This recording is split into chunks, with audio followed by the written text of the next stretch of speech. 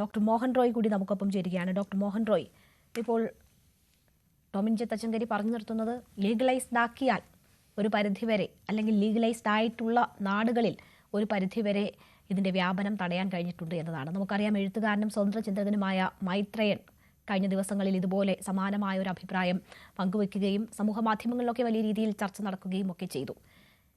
എന്താണ് ഇതിൻ്റെ മനഃശാസ്ത്രം? നിരോധിക്കുമ്പോൾ, നടപടികൾ കടുപ്പിക്കുമ്പോൾ, സ്കൂളുകൾ കേന്ദ്രീകരിച്ച് നിരീക്ഷണം കർശനമാക്കുമ്പോൾ യാതൊരു തടയുമില്ലാതെ ലഹരി വ്യാപനം നടക്കുന്നു, കൂടുതൽ കുട്ടികൾ അതിൻ്റെ വലയിൽ പെട്ടുപോകുന്ന വാർത്ത വരുമ്പോൾ എന്താണ് ഇതിനോട് സ്വീകരിക്കേണ്ട സമീപനം എന്ന സംശയം തോന്നുന്നു. വളരെ രസകരമായ വാദമാണ്. യഥാർത്ഥത്തിൽ ഈ വാദത്തിന് തുല്യമായി പറയാവുന്നത് രാജ്യത്തെ കുറ്റകൃത്യങ്ങളെ നമ്മളൊന്ന് വർഗീകരിക്കുക. കുറ്റകൃത്യങ്ങളെ വർഗീകരിച്ചതിന് ശേഷം ഏറ്റവും സർവ്വസാധാരണമായി നടത്തുന്ന ചില കുറ്റകൃത്യങ്ങളുണ്ടല്ലോ. ഈ കുറ്റകൃത്യങ്ങളങ്ങ് നിയമവിധേയമാക്കി കഴിഞ്ഞാലോ എന്ന് പറയുമ്പോൾ നമുക്ക് തോന്നുന്ന ഒരു ചിന്തയുണ്ടല്ലോ, ആ ചിന്തയ്ക്ക് തുല്യമായത്. ഇത് അടിസ്ഥാനപരമായി മനസ്സിലാക്കേണ്ടത് എന്തുകൊണ്ടാണ് നാം ഈ ലഹരി വസ്തുക്കൾ നിയന്ത്രിച്ചിരിക്കുന്നത്, നിരോധിച്ചിരിക്കുന്നത് എന്താണെന്ന്. അങ്ങനെയാണെങ്കിൽ നമുക്ക് മറുവാദമുണ്ടല്ലോ. എന്തിനാണ് ലഹരി പദാർത്ഥങ്ങൾ ഉപയോഗിക്കുന്നതിന് പ്രായപരിധി വച്ചിരിക്കുന്നത്? നമ്മുടെ കേരളത്തിൽ, ഇപ്പം ഇന്ത്യയുടെ സാഹചര്യത്തിൽ മദ്യവും പുകയിലയുമാണ് നിയന്ത്രിത ലഹരികൾ, മറ്റെല്ലാം അനിയന്ത്രിത ലഹരിയാണ്, അൺകൺട്രോൾഡ് ഡ്രഗ്സാണ്. ഇതിന് പോലും പ്രായപരിധിയുള്ള നാടാണിത്. കേരളത്തിൽ മദ്യം വാങ്ങാനുള്ള പ്രായം 23 എന്തിനാണ് ഇത് 23 വെച്ചിരിക്കുന്നത്? ഞാനൊരു ചെറിയ ശാസ്ത്രീയമായ കാര്യം പറയാം. നിങ്ങൾക്ക് 2025 ഓഗസ്റ്റ് 15 വരെ മദ്യം എന്ന വസ്തു ലോകത്തില്ലായിരുന്നു എന്ന് വിചാരിക്കുക. ലോകത്താരും ഈ വസ്തു കണ്ടുപിടിച്ചില്ലായിരുന്നു എന്ന് വിചാരിക്കുക. ഇല്ല, മദ്യം ഇല്ലായിരുന്ന കാലം. 2025 ഓഗസ്റ്റ് 16 മദ്യമെന്ന പുതിയ ഒരു വസ്തു നമ്മൾ കണ്ടുപിടിക്കുന്നു. നിങ്ങൾക്ക് തോന്നുന്നുണ്ടോ ലോകത്തെ ഏത് രാജ്യങ്ങളിലും അത് മാർക്കറ്റ് ചെയ്യാൻ സാധിക്കുമെന്ന്? എന്താ നമ്മൾ പ്രതീക്ഷിക്കുന്നത്? ലോകത്തൊരു രാജ്യത്തും അത് മാർക്കറ്റ് ചെയ്യാൻ സാധിക്കില്ലെന്നേ. അതിൻ്റെ കാരണം ഇപ്പോഴും മദ്യം ക്യാൻസർ ഉണ്ടാകുന്ന പദാർത്ഥമായിട്ട് തന്നെയാണ് അന്താരാഷ്ട്ര ക്യാൻസർ സൊസൈറ്റിയുടെ വർഗീകരണത്തിലുള്ളത്. മദ്യം പോലും അങ്ങനെയാണ്.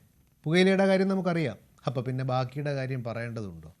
അങ്ങനെയാണെങ്കിൽ ഇതൊക്കെ അങ്ങ് നീതീകരിച്ചേക്കാം, ഇതൊക്കെ അങ്ങ് ലീഗലൈസ് ചെയ്യാമെന്ന് പറയുന്നത് മിതമായ ഭാഷയിൽ പറഞ്ഞാൽ എലിയെ പേടിച്ച് ഹില്ലം ചൂടുന്നതിന് തുല്യമാണെന്നൊക്കെ തന്നെ പറയുന്നത്. എന്തായാലും എലി കയറിക്കഴിഞ്ഞു, ഇനി വീടങ്ങ് കത്തിച്ചേക്കാമെന്ന് പറഞ്ഞാൽ നോക്കൂ, നമ്മൾ പരാജയപ്പെട്ടിട്ടുണ്ടെങ്കിൽ ആ പരാജയത്തിൻ്റെ കാരണം കണ്ടെത്തുകയും ആ പരാജയത്തെ വിജയത്തിലേക്ക് കൊണ്ടുപോകാൻ ശ്രമിക്കുകയാണ് ചെയ്യേണ്ടത്. ഇവിടെ എന്താ വിഷയം?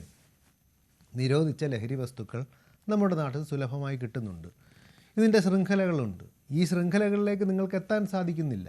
പല കാര്യങ്ങളിലും നമുക്കറിയാവുന്ന, ഇപ്പം എങ്ങനെയാണൊരു വ്യക്തി ലഹരിയുടെ പടവുകൾ കയറി പോകുന്നത് എന്നുള്ളതിൻ്റെ വ്യക്തമായ ശാസ്ത്രീയമായ വിശദീകരണങ്ങളുണ്ട്. അതനുസരിച്ചുള്ള കാര്യങ്ങൾ തന്നെ ഇപ്പോഴും നടക്കുന്നത്. അവരാദ്യം ഒരു കുട്ടിയെ എടുക്കുന്നു, അല്ലെങ്കിൽ ഒരാളെ എടുക്കുന്നു, അയാൾക്ക് ആദ്യത്തെ 1, 2, 5 ഡോസ് ഫ്രീ ആയിട്ട് കൊടുക്കുന്നു.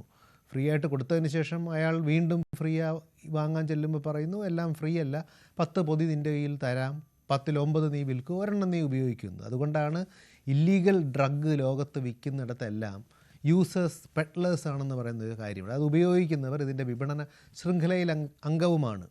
നിയന്ത്രണ വിധേയമായ ലഹരിക്ക് അങ്ങനെയല്ല. നിയന്ത്രണ വിധേയമായ ലഹരി നിങ്ങൾക്ക് കടയിൽ നിന്ന് വാങ്ങിക്കാൻ പറ്റും. ഇനി ഇതിൻ്റെ ഒരു ശാരീരിക മാനസികമായ പ്രത്യാഘാതങ്ങളെക്കുറിച്ച് ആലോചിച്ച് നോക്ക്. പുകവലി കൊണ്ട് എന്ത് പ്രയോജനമാണുള്ളത്? എത്ര തരം ക്യാൻസറുകളാണ് പുകയില വരുത്തുന്നത്? മദ്യത്തിൻ്റെ കാര്യം നമ്മൾ നേരത്തെ ചർച്ച ചെയ്ത് കഴിഞ്ഞു. ഇത്തരത്തിലുള്ള എല്ലാ ലഹരി പദാർത്ഥങ്ങൾക്കും വളരെ കൃത്യമായ ശാരീരികവും മാനസികവുമായ പ്രശ്നങ്ങളുണ്ടെന്ന് അന്താരാഷ്ട്ര തലത്തിൽ പഠനങ്ങളുണ്ട്. അവ അംഗീകരിക്കപ്പെട്ടിട്ടുണ്ട്. അവയിലൊന്നും ഒട്ടും മാറ്റം വന്നിട്ടില്ല. അങ്ങനെ വരുമ്പോൾ അമേരിക്കയിലൊരു കാര്യം നടന്നിട്ടുണ്ട്, അല്ലെങ്കിൽ യൂറോപ്യൻ രാജ്യങ്ങളിലൊരു കാര്യം നടന്നിട്ടുണ്ട് എന്ന് അതെ, യഥാർത്ഥത്തിൽ നോക്കൂ, കഞ്ചാവ് ഈ ലീഗൽ എന്ന് പറയുമ്പോൾ എന്തുപയോഗങ്ങൾക്കാണ് കഞ്ചാവ് ഉപയോഗിക്കുന്നത്? കഞ്ചാവ് ഉപയോഗിക്കുന്നുണ്ടെന്നേ. HIV ബാധിതരിൽ, മരണാസന്നരായവരിൽ വിശപ്പ് കൂട്ടുന്നതിന്, അല്ലെങ്കിൽ ക്യാൻസർ രോഗികളിൽ വിശപ്പ് വർദ്ധിക്കുന്നതിന്, ഇതിനൊക്കെയാണ് കഞ്ചാവ് ഉപയോഗിക്കുന്നത്. അതാണ് അതിൻ്റെ ശാസ്ത്രീയമായ ഉപയോഗമായി പറഞ്ഞിട്ടുള്ളത്. ആ അവസ്ഥയിലേക്ക് നമ്മുടെ ചെറുപ്പക്കാരെ, കുഞ്ഞുങ്ങളെ തള്ളിവിടണമെന്നാണോ നമ്മൾ പറയുന്നത്? കേരളത്തിലൊക്കെ ഇപ്പോൾ 80കളിലോ 90കളിലോ ഒക്കെ 5-5.5 ലക്ഷം കുട്ടികൾ സ്കൂളുകളിൽ 1ാം ക്ലാസ്സിൽ ചേർന്നിരുന്നെങ്കിൽ കഴിഞ്ഞ വർഷം ചേർന്നത് ഏകദേശം 2.5 ലക്ഷത്തോളം കുട്ടികളാണ്. ഒന്നാമതേ കുട്ടികളുടെ എണ്ണം കുറഞ്ഞു കഴിഞ്ഞു. അപ്പോൾ ഇനി നമ്മളിലൂടെ ഇതങ്ങ് പ്രോത്സാഹിപ്പിച്ചു കൊടുക്കാം എന്നാണോ ഈ വാദക്കാരൊക്കെ ഉദ്ദേശിക്കുന്നത്? അത് തികച്ചും അശാസ്ത്രീയമാണ്. മിതമായ ഭാഷയിൽ പറഞ്ഞാൽ അസംബന്ധമാണ്. ഒരു കാരണവശാലും അംഗീകരിക്കാൻ സാധിക്കുന്നില്ല. ലഹരിയുടെ വല നമുക്ക് അറക്കാൻ സാധിക്കുന്നില്ല. അത് ശരിയാണ്. എന്നാൽ പിന്നെ നിയന്ത്രണ വിധേയമാക്കുമെന്ന് പറയുന്നത് ഞാൻ നേരത്തെ സൂചിച്ച പോലെ കുറ്റകൃത്യങ്ങൾ അങ്ങ് എടുത്ത് വെക്കുന്നുണ്ട്. ഇനി ഇത് ഉപയോഗിച്ചാലുള്ള കുഴപ്പം എന്താണെന്ന് നമ്മൾ വിചാരിക്കുന്നത്? മദ്യത്തിൻ്റെയും പുകയിലയുടെയും കാര്യം നമുക്കറിയാം. ഈ കഞ്ചാവ് ഉപയോഗിച്ച് കഴിഞ്ഞാൽ ചിത്തഭ്രമം പോലെയുള്ള ഗുരുതരമായ മാനസിക പ്രശ്നങ്ങളുണ്ടായി. എന്തുകൊണ്ടാണ് ഈ 23 മദ്യത്തിന് പോലും വെച്ചിരിക്കുന്നത്? നമ്മുടെ തലച്ചോറിൻ്റെ ഈ മുൻഭാഗം പ്രീ ഫ്രോണ്ടൽ ദളം എന്ന് പറയുന്ന ഈ ഭാഗമാണ് വളർച്ചയും വികാസവും.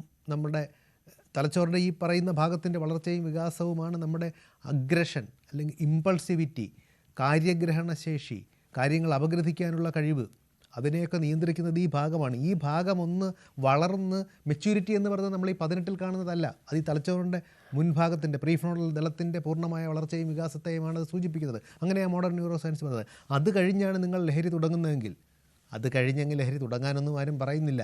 അത് കഴിഞ്ഞാണ് നിങ്ങൾ ലഹരി തുടങ്ങുന്നതെങ്കിൽ നിങ്ങളുടെ ലഹരിക്ക് ദൂഷ്യവശങ്ങൾ ഉണ്ടാവാനുള്ള സാധ്യത കുറവാണെന്ന് പഠനങ്ങൾ കാണിച്ചിരിക്കുന്നത് കൊണ്ട് മാത്രമാണ് ഈ 23 വെച്ചിരിക്കുന്നത്. എന്നും പറഞ്ഞ് 23 കഴിഞ്ഞ് നിങ്ങൾ ഉപയോഗിക്കണമെന്ന് ആരും പറയുന്നില്ല.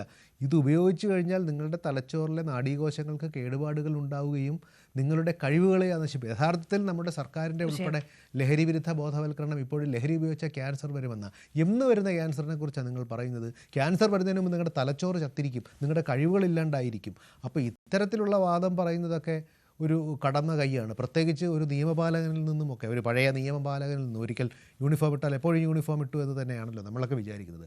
അങ്ങനെ നിയമപാലകരും പിന്നെ സോഷ്യൽ മീഡിയയിൽ ഒരു റീച്ചിനും ഒരു ലൈക്കിനും 10 കമൻറ്റിനും വേണ്ടി എന്തും വിളിച്ചു വരുന്നവരും പറയുന്നവരോട് ഇത്തരത്തിലേ പറയാൻ സാധിക്കുള്ളൂ. ഇതാണ് ഇതിൻ്റെ ശാസ്ത്രീയ വശം.